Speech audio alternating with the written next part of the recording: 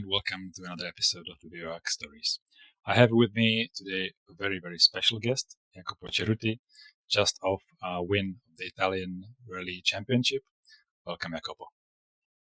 Thank you. Thanks for the invitation. I think most of our listeners will know you, at least they will know of you. But to those that don't, could you tell us who you are and what are your achievements?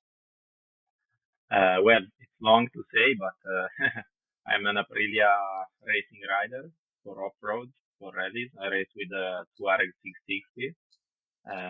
And now I'm racing Africa Eco Race and the Italian Championship, plus some international rallies like Hellas or Romania, PACA Romania.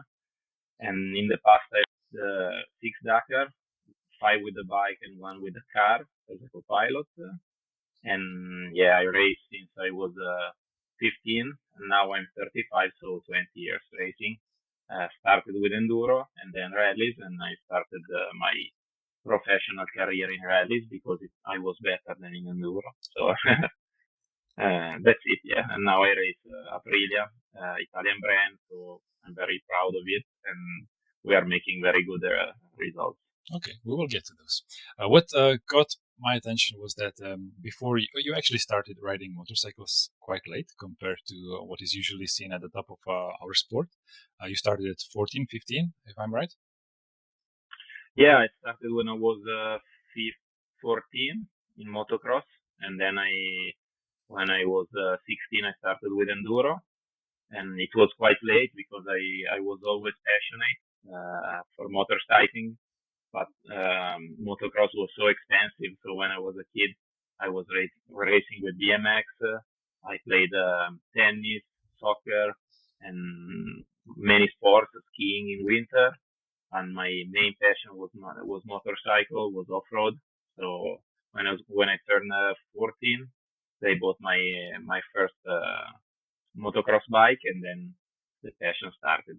But yeah, I didn't start 5 years old like they do now, and maybe that's why I took some time to be at the top top level. But you have won championships in enduro in Italy as junior. So how did this go? You know, from being a BMX and let's say a cross sport athlete, you went to win Italian championships in enduro. How come?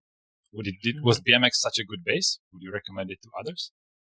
Yeah, for sure, it's such a good base because you can know how to handle the bike with your legs and do some nice stuff with the bike. Also, the balance is important, but I think that the main thing for me was that I'm still now like this, so I learn so easily, and I learn very fast things when it's about my body. Maybe like new sports or something like that. And I'm really methodic in what I do. So I learned very fast how to ride a motocross bike. I've never been very good in motocross or enduro, not at the top world championship level. But when I started in 2005, I was 15. And I was super slow. I was used to win races in BMX, to be good in tennis. And when I started my first races with motocross, I was super slow because the kids were going fast and they were racing since they were 5 years old. And so I learned quite fast how to ride a motorcycle. I trained a lot since I was a kid, and I think this was my secret. You know, in few years to beat people that were lapping me only 2-3 years before. Yeah, but I see this quite often that when someone is good on bicycles, whether it's cross country, BMX, or downhill, they have a much easier time transitioning to motorcycles, and especially off road. That you just have this balance and the handlebar control and so on. So it was definitely tough. What I'm also curious is then how did your transition to rally race, to roadbook navigation come? Was this your idea? Was this outside, or how did this happen? Well, I had a friend, a very close family friend that was racing Dakar in 90s. He was a private rider, racing marathon that now is the Malemoto. Mm-hmm. So so he was doing everything by himself. And when he was coming back in February, I was a kid and he was talking about Dakar, all this kind of stuff. And I was fascinated. It was so fascinating, the adventures, the desert. But I never take it seriously because I was thinking it was something to do when you are older, maybe. Or I was a kid, so I wanted to go racing, do motocross. But then when I was racing enduro in 2014, this friend came to me and said, I am doing like a team for Dakar. If you want to come and you want to try, I think you are a smart rider, so maybe you can navigate good, stuff like that. So I tried with the Italian RoRally Championship in 2015, and I won immediately the first race I did. I never saw a roadbook before, and the first day I won the overall. So I said, okay, maybe this sport is good for me. So this is how it started, and then I won. In that year, Sardinia was a world championship race in 2015. So Sardinia was in the World Rally Championship. Everybody was racing there. Goncalves, Rodriguez, so many people, all the best guys in the world. And I raced with Honda as a privateer. And I also made some podiums in the days. And I was sixth overall, winning the Dakar Challenge. So I won the entry of the Dakar 2016, my first one. So when I won the entry, I said, okay, I have to go to Dakar, and then it started. Okay. I did an interview with Meletis Stamatis from Hellas Rally, and he said that one of your earliest rallies was there, Hellas as well. Was this the year later? Yeah, no, it was the same year. In the same year, in 15, with Honda, I raced the first Italian RMV Championship, and I won. So it was a little bit crazy because they said, okay, now we go there, we do this, do that. We were so excited. And the first international race was that year, and it was like my second race ever with the roadbook. Yeah, he was really proud that you began there, and now you're coming back, and it's still kind of close to you. He was really happy. Yeah, I liked that race, and it was special for me because it was my first rally.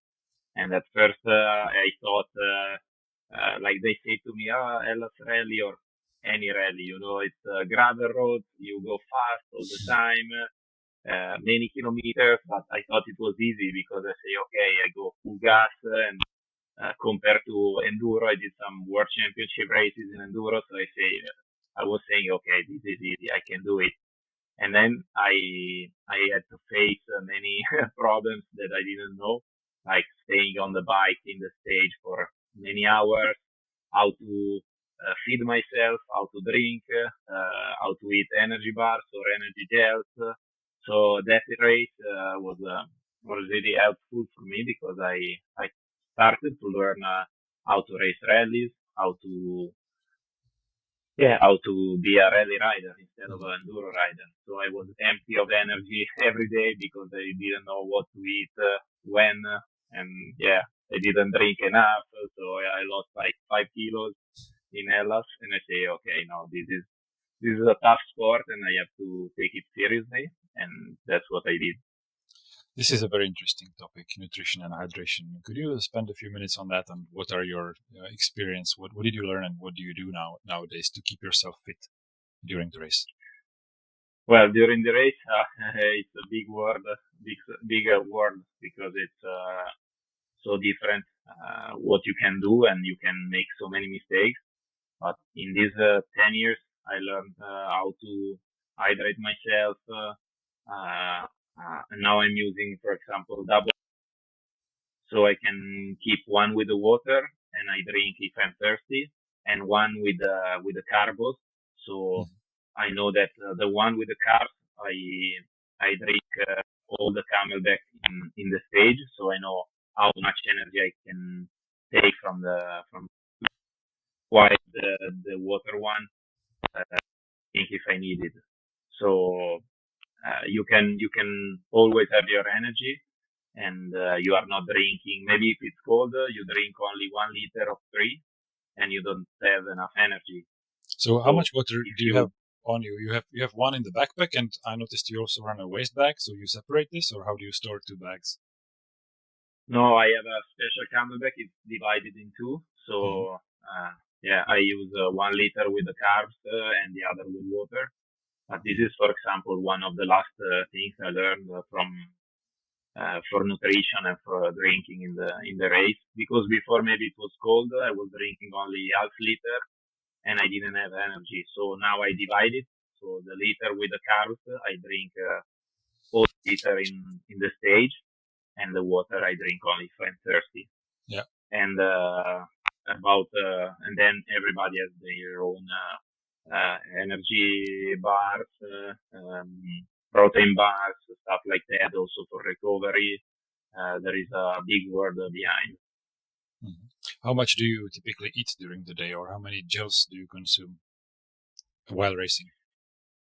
While racing, generally, I eat the carbs in the water are like I think 100 grams, 120 grams, and then 2 or 3 energy bars at the refueling station at the in the half of the stage in the desert.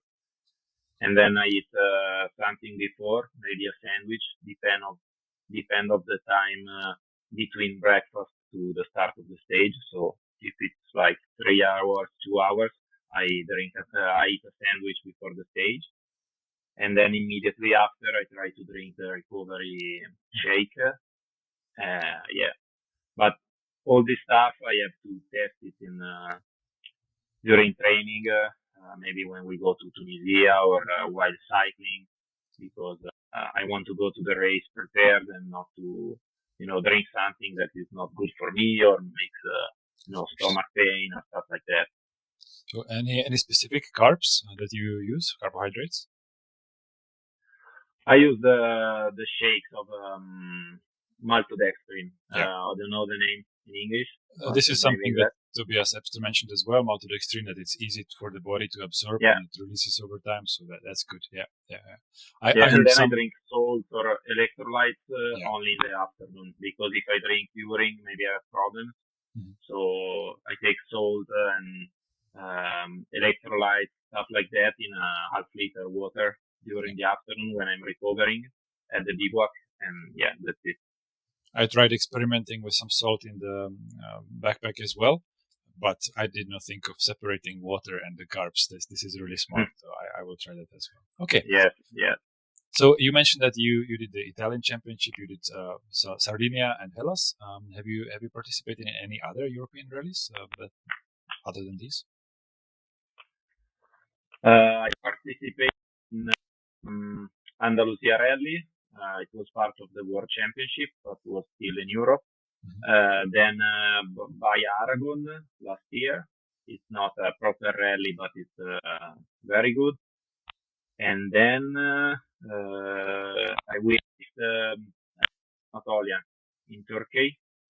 I raced in 2023, and it was a pretty rally. I loved it because it's between an European rally and a desert rally. So you have also some places that you have to use the cap. The navigation is with waypoints, like in the desert. So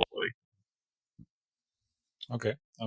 And I will take an assumption that to say that the Eco race is your most favorite race. If you were to skip that one, which other race would it be in Europe? Which would be your most favorite?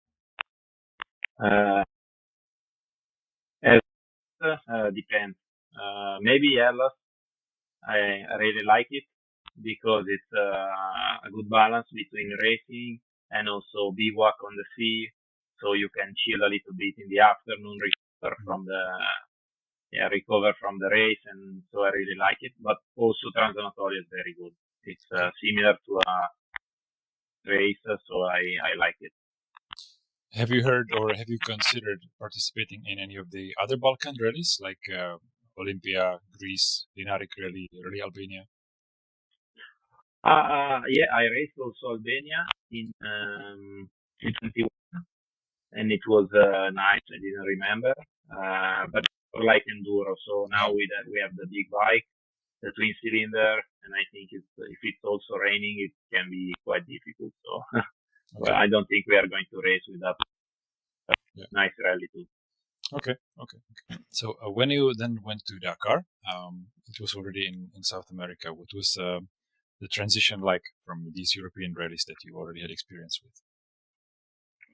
Yeah, the first one was really, really difficult because from European rallies, one of them, my main skills was navigation, and I never tried the really fast tracks of Dakar or Morocco. So my first experience with the rally bike in that year was really tough because the speed was so high.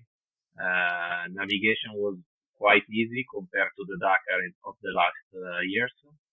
So it wasn't good for me. Yeah, I did some good results, but I think now with the Africa Eco Race, I can show my full potential because I'm good also in navigation.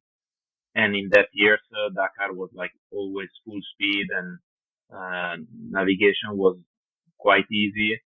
And coming from enduro, I was scared when I was passing 130, 140. I was really scared. So in the Dakar, I think I was scared for 5 hours out of 6 every day. I think I know the feeling. Yeah, that limit over 130, the world just becomes a blur, and it's different. Yeah, it takes a special kind of rider to race at 200 kilometers. Yeah, it takes all the time. Now I can go 160, 170, and I feel comfortable also because the bike is really stable. But for the first maybe 3-4 years, it was tough for sure. Mm-hmm. Have you been to Dakar also in Saudi, or it was only South America? Can you see me? Yes. I've been 2 times in 20, my last Dakar with a bike, and 22 when I was going as a co-pilot. What was your transition like, and how do you compare the Dakar of South America, the Dakar of Saudi, and the Africa Eco Race? Saudi was super fast. The first edition I didn't like it because it was really, really fast and dangerous because it was all off track. So full gas in the open desert without dangers. And I didn't like it, the first one in Saudi. I loved more the second one in 2022. It was more navigation and really different terrains. But the best one for me was the one in South America. It wasn't good to do because it was so hard. The temperature was so high. Then we went on altitude in Bolivia. It was really tough to do. So it was not good for the first day. You were so scared to start it because you know you were going to suffer. But in the end, I was super happy when I finished it. While in Saudi, I didn't enjoy as much. And now, Africa race, I love it because I like navigation. So when I can start first, second, navigation is quite difficult, and you always have this kind of adventure feeling, trying to find the track. Sometimes the wind can cancel the tracks. So yeah, it's difficult, and for sure I love it because I like navigation. Mm-hmm. What's the speed like at the Eco Race compared to Dakar? Because you said there is more navigation. I assume, well, at least from what I know, and I had some friends there last year, they said that it's actually a lot of pistes, that you can go fast, and it's good to have a powerful bike. They were not quite happy with their 450 replicas. That they said those are lacking power, but that there are dunes not so often. That we see a lot of shots in the media of dunes and sand, but that it's a lot of roads during Eco Race. What's your observation on that and on the average speed? Yeah, average speed it's quite high in Morocco because there are a lot of pistes, but still the navigation is difficult because there are not so many waypoints. Sometimes you have 30 kilometers without waypoint, and you have maybe to find a less visible track, change of caps, stuff like that, and you don't have a waypoint for maybe 20, 30 kilometers. So it's difficult to it's a challenge because you don't know if it's correct or not. The only thing I would like to have more dunes because I love dunes. So in Morocco we didn't do so many dunes this year. We do for sure more in Mauritania, but they are super soft. So 15 kilometers of dune in Mauritania are really, really challenging, while in Morocco are fun. So I would like to do more in Morocco for sure. But about the race, I like it because navigation is part of the game, and even if you are on the roads, maybe easy roads, still it's difficult to go fast because of navigation and stuff like that. Okay. Are the routes changing a lot year to year, or do you go through mostly the same places? I think mostly are the same places. Now they are finding some new roads, but the same was in the Dakar. So after a few years, you already knew more or less the part of the of the country you were going through, and it's quite similar, but for sure it's not the same every year. But I only did twice, so maybe in 2 or 3 more years I will know better. Yeah. I observed a couple of years ago when Yamaha started their efforts to join the Eco Race. They won with Alessandro Botturi. Now Aprilia, I think you joined a little bit later. You won the last 2 years. What do you think gives you the advantage? What makes you so good at it that you were able to win 2 years in a row now? I don't know. I think we made a really good bike. It's not super stable, maybe like Yamaha, because they have a super long bike, but at the same time is enough stable to ride good in Morocco and be very handling in Mauritania in the sand. So I think our best part is that we don't have big weak points. We are quite good everywhere in navigation. I'm quite good in navigation, in the sand, in the tracks, in the rocks. I think that's why we are quite difficult to beat. So yeah. From what I observe, you're kind of always there at the top, like first, second, or third, and you don't tend to make mistakes. What's your secret to this? Like, how do you keep focused throughout the whole day on navigation and on riding fast? I don't know. It's something maybe that you can train during the year. In the other races, I try to stay focused as much as I can. Maybe something that I also have personally, because if I want to do something, I'm fully committed. So I stay focused. And also because I know that it's a dangerous sport. And if you are not focused, you can crash and you can, you can get injured. So I try to stay focused as much as I can, even if maybe sometimes you don't need it. Maybe there is a flat part, you can go 150 and you can maybe go without one hand because it's like on the highway. But I try to stay focused also in that parts because maybe a hidden stone or stuff like that, you can crash anyway.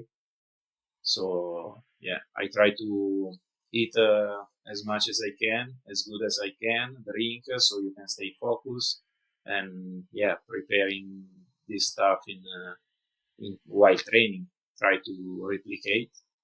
And if I understand that I'm not focused, I try to regroup myself and go back on focus again. Mm-hmm. In terms of speed, do you go at 100% all the time, or do you try to keep a reserve, like to keep your mind relaxed and go at 80 or 90%? Where's the balance in there? Depends on the stages. Usually I try to go 80% more or less speed, but with 100% concentration and focus. So only my rhythm, my speed is 80%. So I can keep a little bit of extra speed that I can use maybe in the end of the stage, or maybe in a part that I arrive to the dunes, maybe I want to catch the guy in front, or I want to go away, so I can push to the 100, or maybe if I have a stage that I have to win the race in that stage, I go 100%, but I decide this thing and day by day. I don't go full gas every day. I recall a scenario, and I'm not sure if it was this year or last year, where it was Alessandro Botturi leading the last up to the last stage, and he ran into some trouble, and you won. You won that stage by a mile, and you won the whole race. Were you going 100% there, or was it still this 80% balance? Were you trying to catch him, or no? Last two stages this year were full gas, 100, 110% for sure. Because I was behind, I was 9 minutes behind, so I had to go full gas. Is he your biggest rival, and how do you compare yourself to him? Like, what are his strengths or his weaknesses, if you could say? Yeah, at the end of the race, he's always my biggest rival, because also Paul Tarres is coming. This 2 year, also Paul was racing, and he's really fast, and he's also good in navigation. But maybe he's doing more mistakes than Alessandro, and this year he crashed. So at the end, Botturi is always the guy to see. And yeah, I think he's still very good in the tracks, in the stones. He's really, really fast, and he has so much experience. So the navigation is good. He has so much experience. So he's a fox, and that's why it's difficult to beat. But I think I'm faster in the sand, so I think that's why I can have this little bit extra power by my side. But yeah, it's not easy to beat. Okay. Let's talk a little bit about your bike. So it's a Aprilia Touareg. Now there is a rally version out, but I would like to know some of the specifics, some changes that you made to the bike. If you could give us some details on the engine, the suspension, and I will add one more question later to that. Yeah, we start from the Touareg Rally days, the new bike that came out this year, and for sure the biggest changes we do for rally races are suspension. We use all-in suspension prepared by Andreani, front fork and rear shock. And then we have a rear tank, 18 more or less, it's 18 liters. So the front tank is the standard one, and we add another one of more or less 18 liters in the back, like the KTM Rally. So it's a part of the bike, let's say. It's like the subframe of the bike. And then, wheels. The biggest changes are about wheels, and we use Metzeler tires. We developed a new Metzeler tire that is very, very good, and we won Africa race this year with that tires. I spotted that. There was a picture on Instagram with a van full of tires, and there was a tire that looked like the, I think, Karoo 4, but it had a little bit more depth. Is that the tire you're talking about? Yes. I don't know exactly the name, because the production is starting, I think, now. It's not public. Yeah, it was not matching. The catalog is not matching the pictures from Aprilia. Yeah, because it's coming out now. I think the name is Karoo Extreme Rally, something like that. There is a Karoo Extreme which has a flat paddle, but this one is the Evolution. Yeah, okay. Yeah, it's like the same tire, but the Evolution. So the spikes are different, the position are different, and it's very good. And also in the front one, we have a 90-100, a bigger one, and I think it's the 6 days rally, and it's coming out now for specifically for rally bikes. And that one is very, very good. We use them in the mud, in the Italian Championship, on the rocks, in the desert. You can do anything with that tire. So I think it's very good. Yeah. I spotted that Metal did not offer actually any 90, 100 off-road or extreme tire. So there's something in development, something to be released. That's good to hear. Is there some different compound, or is it like one compound for rally?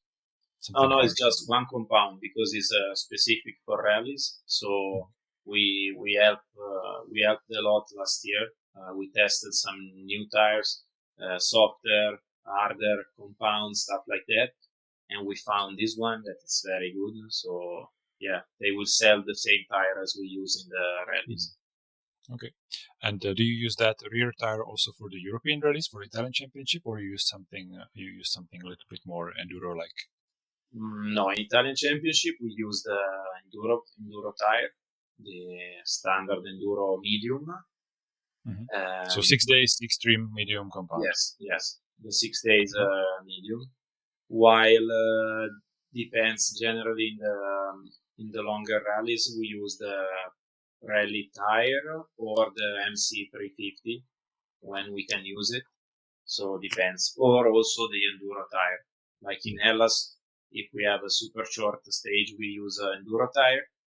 An intermediate stage, we use the MC350, the rear tire that they do for bigger bikes.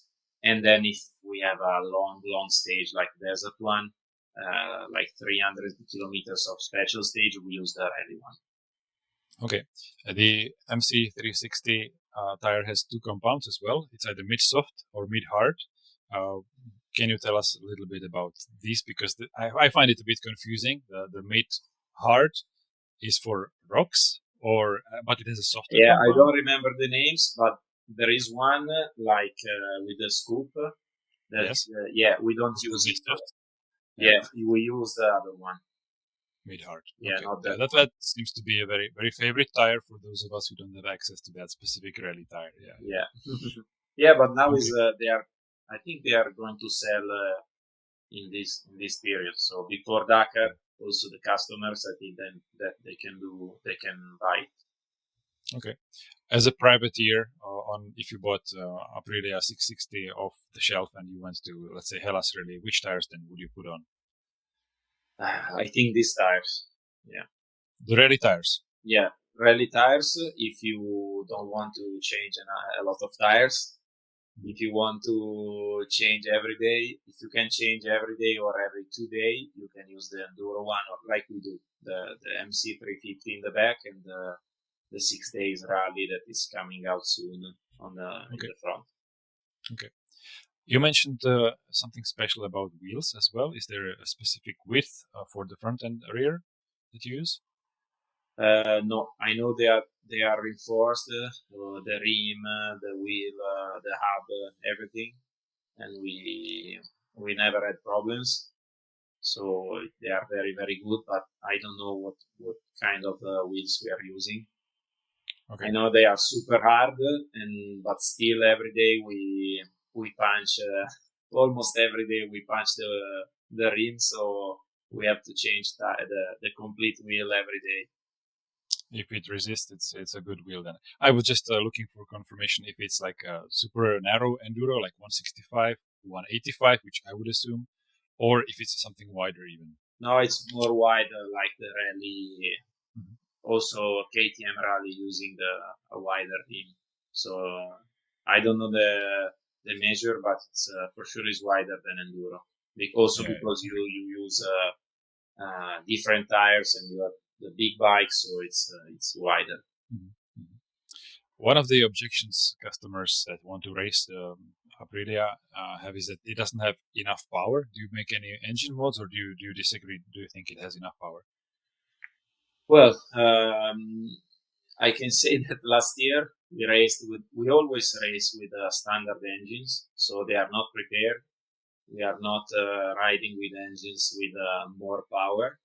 And last year, for example, the first Africa we won, we had a standard engine for sure with mapping. So yeah, it can be a little bit more power than the standard one, but only with mapping and exhaust because the engine is standard. And last year was also decompressed, so that's why it has a little bit less power.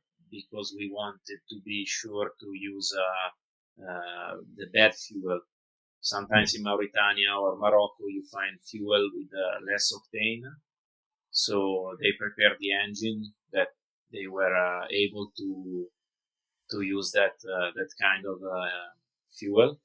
So the engine was, I think, less powerful than the standard one, and we won Africa. So Okay, it has plenty of power then. yeah, power is not a problem, I think, on a twin cylinder bike. You just have to twist more the throttle. Yes. These special parts that you mentioned, like the rear fuel tank or the suspension, is it possible to buy this through Aprilia? Because I did not see it in any catalog. How does it work? Do you have like a parts kit for rallies? No, I think the rear tank, I think, is not available now, but suspension, I think you can buy.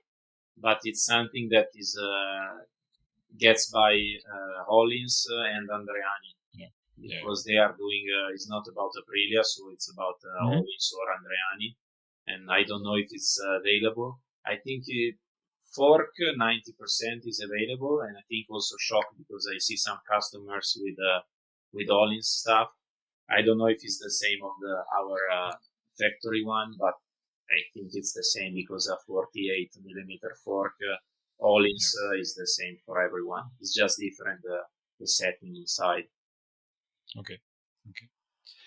I wanted to ask, because you're the first actually professional factory rider on this podcast, what is your life like? How does your day look like normally in the season? Yeah, normally it depends a lot on what we have to do. If we have to go racing somewhere, or is a period maybe after the race or before.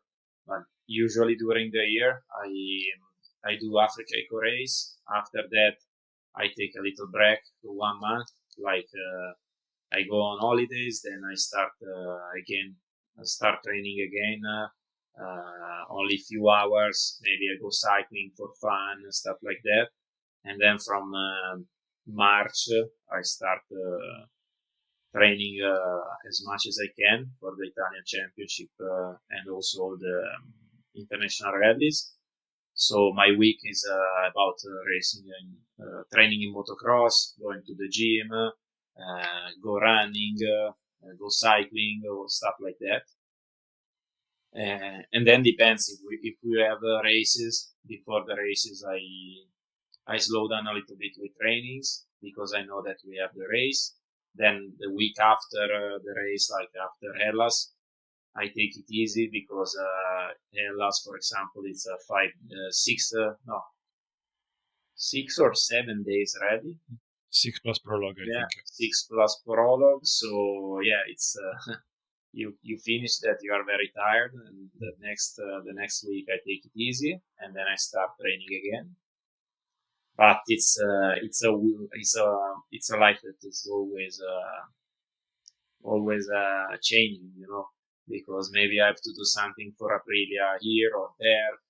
I go to an event, so I was supposed to train in the gym, but then I go on the bike. Maybe it's raining, so every day I have to decide. Mm-hmm. But normally, depends on the part of the season. I train more, I train less. Okay. How much time of the year do you actually spend at home in your home city? I think half of the year, because yeah, I don't think I spend more, because I'm away for the test, I'm away for the races, for events, for Aprilia. Africa race takes 3 weeks. Testing takes 1 week each, 10 days for Hellas, stuff like that. So yeah, I think half of the year. Also holidays. So yeah. In this half of the year, do you also ride the bike, or like somewhere locally, or I mean motorcycle? Let's go to bike later. But do you ride motocross, or do you ride even for fun, just around the country? Well, normally for training I do motocross or enduro mostly. Even in those 180 days that are in your home city? Yes. When I'm at home, I go training in motocross or maybe in enduro. Sometimes I do some local enduro races for fun and for training. And then I have a Touareg, a standard one at home, so I can ride it when I want. I don't ride in winter because I hate cold, and I already experienced it too much in the Dakars and in Africa race the first days. So I don't like to ride in the cold. And normally from March or April to October, I also have this Touareg at home, and I go to the sea or the mountain with my girlfriend and stuff like that. So in this off time where you still practice, how much time, let's say on average per week, do you think you spend on the bike? If I do motocross, I think it's like 3-4 times in the week. So depends. I don't know the hours because maybe if I have like a local rally championship in Italy, I have to do something more, something faster and like 20 minutes. Or if I'm training for Africa, sometimes I also do 1 hour in the sand. So the hours depends on the part of the season, but normally I train 3-4 times per week with the bike. So it's, let's say, somewhere in the region of 3 to 4 hours on the bike. Yeah, at least. Yeah. Maybe okay. More. But these are the parts of the season when I have to train a lot with the bike. Mm-hmm. And then there are times when I do 2 hours a week, 2-3 hours, not more. Okay. What about bicycle then? Bicycle training? Do you ride a road bike, a mountain bike? Do you do some trail riding? Yeah, I like both. I do both, mostly road bikes, and mostly before Africa race. So I start in this period. At least 2 times a week I try to go like 3-4 hours, so I can move the body for 4 hours. I adapt the body to stay focused and to go at a good speed for 3-4 hours. We try the feeding stuff that I was saying before, maybe new energy bars or stuff like that. So yeah, I really love cycling, and I used to do a lot, also some races, but now I have more and more events to do, stuff like that. So it's not easy to be consistent with the bike, but I really love it as a training. Meletis said that he considers mountain biking like the perfect training for rallies because you're on the handlebars, you're in terrain, you're reading terrain. Do you agree with this, or what's your approach to mountain biking? Yeah, I really love mountain biking. Usually do road biking because it's easier, and I have a group of people that is racing and it's also training a lot with the road bike, so I go with them. But I also like mountain bike, and it's more similar for sure mountain bike to rallies than something else. So you have an handlebar, and you can do a little bit of balance training during the mountain bike. But then you have also to train in the gym, shoulders, arms, stuff like that, because the big bikes are really tough on the shoulders. And if I only go cycling, the bikes kills me. So I have to go to the gym also. Do you do a lot of strength training for the whole body or just for the upper body? Well, normally I'm starting in this period of the year for Africa Eco Race, and I try to do more strength. So I try to put some kilos more of muscles, like 3-4 kilos before Africa race, to have a good base of strength. And then after Africa, I do a little bit more before the season. And then during the season, I just go to the gym maybe once in a week, just not to lose everything. But I'm not going enough time to the gym during the season. I had big plans for my own season to do like a series of races in the Croatian Championship. I didn't go through, but in preparation for that myself, I did a lot of strength training. I gained like 6 kilos of muscle, and I felt quite really heavy, not comfortable.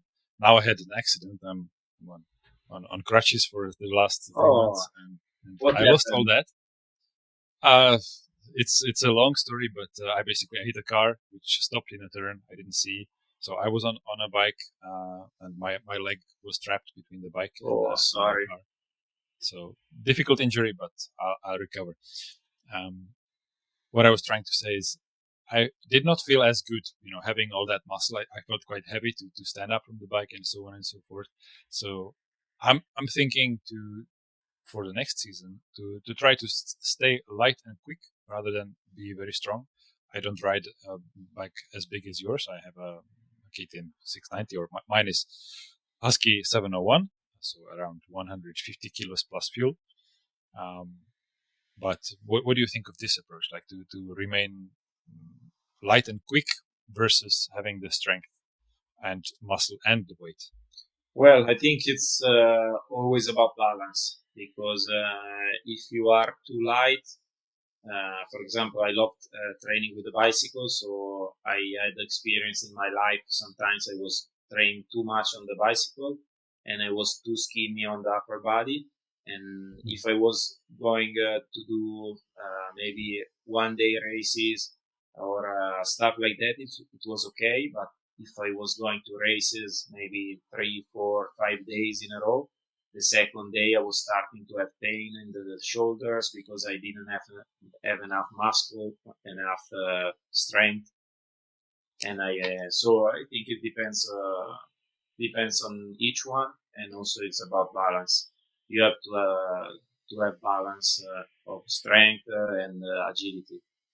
Mm-hmm. For example, for me, when I raced Aprilia or any kind of twin cylinder bike that is more heavy, I need to have some strength in the shoulders, in the arms, because like in Africa Eco Race, you stand up on your legs with the face with the wind on the face, like for 4 hours each day.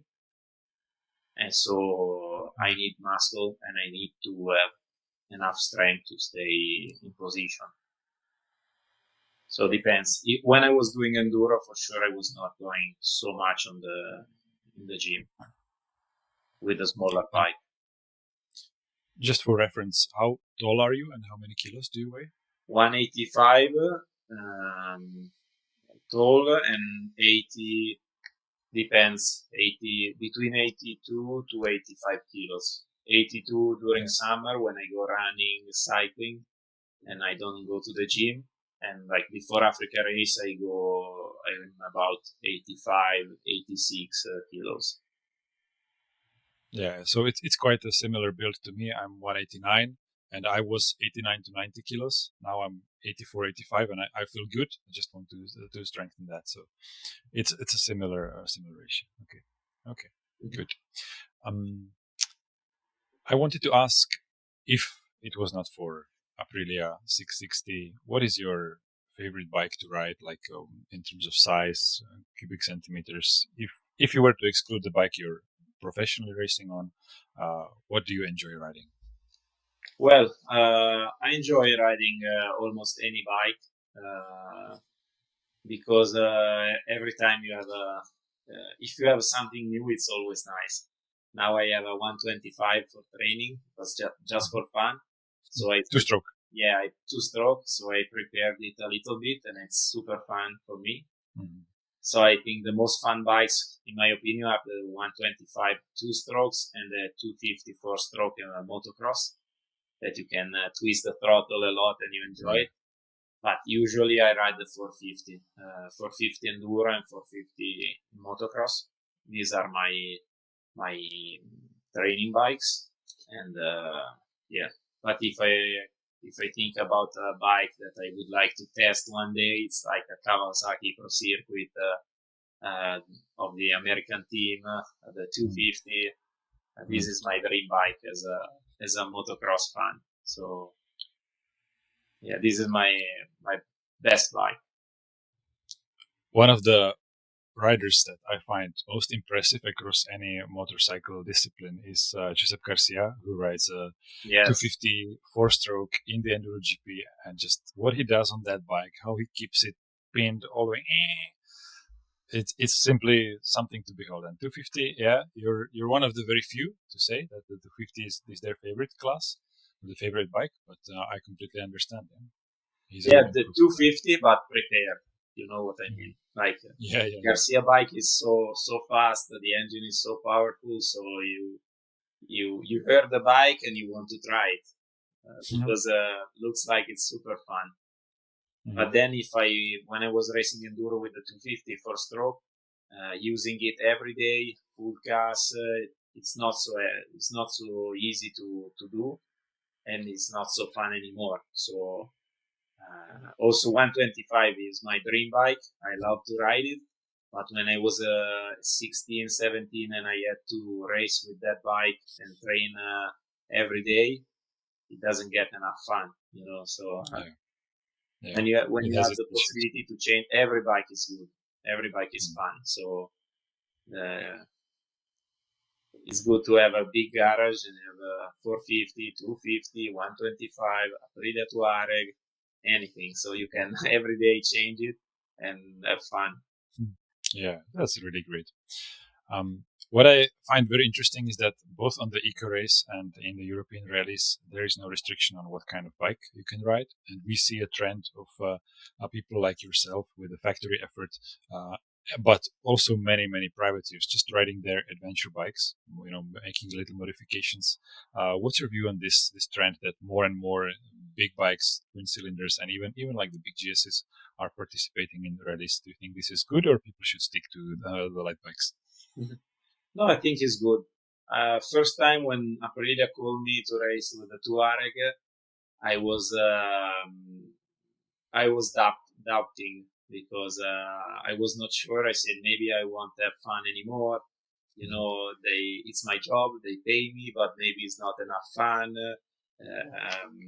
I was questioning myself, but then I tested the bike, and I understand that these kind of bikes are super fun to ride. And mostly the most beautiful thing is that you can do anything with that bike. If you want, you can start from Spain. From Spain, you go through highway or mountain roads. You go to Hellas. You go to Greece with your bags. Then you take out your bag. You put your road book, change tires. You do 7 days of Hellas. And then you change tire again, and you come back to Spain. Maybe you do 2,000 kilometers to go, then race, and then 2,000 to come back. And this is the most beautiful thing about this the big bikes. So they are special. Yeah. The logistics of moving all the parts are a bit extreme, but it sounds very romantic. And but somebody's doing it. I'm saying because somebody is doing it, so you can do it. Yeah, of course, the parts are difficult to find, but I mean that is something that you can do if you want. If you have a 450, you cannot start from Portugal and go to Hellas Rally and then come back again. So, it's the twin cylinder bike are super handful. You know, you can also do a little bit of extreme enduro if it's prepared, or you can travel with your girlfriend and the bags for 10,000 kilometers. You can do almost anything if you want. Okay. I noticed that you're using paper roadbook. Nowadays, there is a big trend to move to digital with some very good devices. I've seen even now KTM Factory have moved to the F2R device for the training. What's your view on this? Do you have any experience with digital devices, or you're trying to stick to roadbook paper version as long as possible? No, I didn't test it yet. I would like to do it. And if the digital roadbook, if I knew that the digital roadbook it's 100% sure and nothing is happening and no problems are happening, I would change and go to the digital roadbook, because it's so easy to use. When you go training somewhere and you have the roadbooks, you can just upload the PDF and open. And maybe you stop in Tunisia in the middle of nowhere, and you can open the other roadbook and then go back again using another roadbook. while of course with the paper you cannot do it. But the paper is just so safe to use, and if they give it some time before the stage, I can use the markers to mark what I want. I can study it, so I prefer paper. But if at the races will be like in Dakar, that they give you the road book the same day, maybe right before the stage, for sure I would like to use the digital one. Yeah. If it's safe, because if it's breaking, the electrical parts are breaking. Anything can break, of course. I can personally say that I tried most of the devices that are available on the market. At least I've seen all of the devices, but I have first-hand experience with most. And there are always some little issues. It's a bit unpredictable. But if there is one device which does it all perfectly, it's the F2R Y1000 device. But even that, I was sending it now back because there was a bug. I didn't occur it, but I didn't have the issue. But they asked to have it sent back for firmware installation. So in terms of display, in terms of analog controls, compatibility, there is no battery. It runs off the bike, so anything can break. But this is as close as it gets, so I can recommend that at least myself. Yeah, the F2R. I think it's also our sponsor. So we are using a roadbook solder F2R. Yeah. And we are waiting for the digital roadbook, and I would like to test it in Morocco or in Tunisia. But yeah, not for sure not for Africa Eco Race, not yet. Yeah. Okay. Well, I would be curious to hear your thoughts on after you've seen it or after you've used it. I also noticed that you're using the Tech for Rally Tripmasters. It's actually a friend of mine who builds them in Slovakia. What's your experience with them, and are you happy with them? Yeah, I'm happy. My team manager came one day and said, "Oh, I have this Tripmasters. Do you want to try it?" Okay, let's try it. And then I tested it, and they have so many functions, and they are just so good. So yeah, I used it in the Africa Eco Race, and also now in the Italian Championship. I raced all the year. It's nice because you have all the function in one Tripmaster. You can have the cap, the speed, or the wheel speed, or the wheel trip, and also the satellite one. So in the Italian Championship, we use the wheel because it's better in the woods, and in the desert we use the satellite one with the same device. So it's very good. I think I saw some shots from the recent races that you had ICO devices. Was that like a one-off thing, or are you changing? No, I think it was my training bike that I use sometimes, and it's an old bike. It's from the first year I'm with Aprilia, so it's from 2023, and I think that we had Eco for that reason, because now on my race bike I have the Tech for Rally. Okay, I'm happy to hear that you're happy with them, because I think they're an amazing device, like you said, with so many options. So yeah, it's good that they have visibility through you as well. Yes, they are good. I wanted to ask also about some of your personal modifications that you do to your bike. Like I noticed you use sometimes foam grips, sometimes enduro grips. What about buttons, foot pegs, anything that is specifically suited to Jacopo? Well, we can do many changes there because our foot pegs or the levers, the gear lever or the rear brake lever are made by Guareschi Corse. So, for example, my rear brake is a little bit shorter, the lever, because I want it not to be super strong. So it's just like 2-3 centimeters shorter. And then I use foam grips in the desert or like in Hellas when I have to stay on the bike for many hours. And normally in motorrally races, I use the enduro grips. And then we tested with Jet Prime some different throttles. You can decide if it's soft or harder, the spring inside. So I like to have the throttle really smooth and soft. So we are using a really soft spring in the throttle. And then the seat.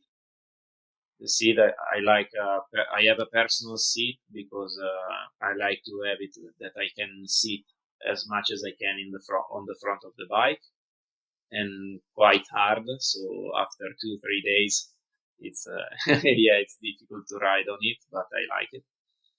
And not so many personal stuff, just adjusting everything, maybe 1 millimeter fork up, one down, 2 clicks, 3 clicks, stuff like that. And now I have my own setting for motorheavy and my own setting for desert, that it suits me super good. So I'm not changing almost anything in the last races.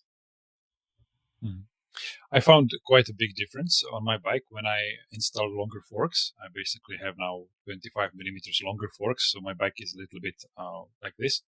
Did you make any ergonomic changes to your bike like that, or is it like the stock shape, just maybe a little bit more suspension travel? Well, we have more suspension travel, but I think that it's also about the rear shock, because the rear shock is longer, so we have more travel in the back. And the front fork is longer, so we have more travel also on the front. But the balance of the bike is almost the same as before. It's not super high in the front and low in the back, so the balance stays like this. And other than the seat, do you make any ergonomic changes for yourself, as you're quite a tall rider, like the handlebars, whether the angle or the width or height? No, because it's the bike is quite big, because it's a twin cylinder, so the position is already very good for me. That I'm 185, and I use the lowest handlebar possible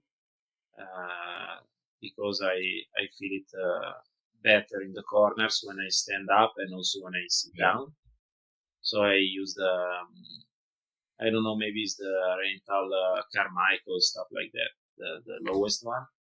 And then the team made for me some special parts to put on the sides of the bike, because I want to feel the bike with the legs, and I couldn't squeeze enough the bike with the knees, so they made only for me some special parts.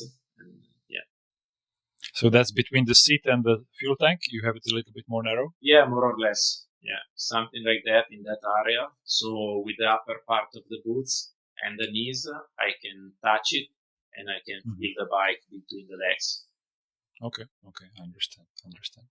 What about the steering damper settings? I understand this is different for every terrain, but if you could quickly run us through it, like how do you set it, if you set it at all, for rocky sections, for roads, like let's say gravel roads or the sand? Well, actually, I use it quite almost closed, really, really hard. So like it's damping all the movement? Yes. Yeah, almost all closed. And I started with Africa Eco Race with this setting because it's I prefer on the rocks, because when you hit a rock on the very high speed, it can help a lot. It must be not too stiff, because if it's too stiff, then the bike is moving a lot, because you transfer the movement from the front to the rear. So it cannot be super, super stiff, but I use it quite stiff. And then one day with the same setting, I tried also in the Italian Championship, that it's like more like enduro, and I was feeling good. So I used the steering damper also in Hellas or Italian Championship, and the setting is exactly the same as I use in the desert. So it's quite stiff. But isn't it also dangerous? Like when you want to avoid, let's say there is a rock which is big enough that you don't want to hit it. Like, doesn't it slow you down from avoiding it? No, because it's not so steep. But it's I think maybe it's steep when you hit something on the high speed. You understand? Yeah. So if you have a movement on the handlebar at the high speed, it's super stiff. But if you want to use it, you can still have the damping. Yeah, but the high speed damping is always there. You can't really switch that off, and the adjustments are low. I was interested in the soft setting, in the slow movement. That you reduce that. Yeah, but also that is quite stiff. Okay. But not enough to get clear. Not enough to to be in trouble if you have to avoid something. Okay, good. Jacopo, these were all my questions. I think it was wonderful. Thank you for everything. I wanted to ask you also about what the future holds for you. If other than Africa Eco Race, you could tell us where we might meet you next year and what are the races you're planning to do. Well, more or less, the plan is like this year. So I don't know if we are racing all the European Championship because now there is an European Championship. Mm-hmm. So maybe we are racing all the races. We still don't know. We still race the Italian Championship, Africa Eco Race, and then I hope to do some more challenging and fun races all over the world. We are speaking with the team, and I would like to do something maybe Australia or Baja in California, stuff like that. We are working on some project, and hopefully we can do something more in maybe in California or Australia. We don't know. Okay, very well, Jacopo. I wish you all the luck and enjoy. We are very much cheering for you. Good luck at Eco Race. Good luck next year, and I hope to meet you in person. Yeah, thank you. Nice to meet you too, and thanks for the invitation. See you next time. And that was it for today's episode. I hope you liked it. If you did, please like, subscribe, and all that. Thank you. See you next time.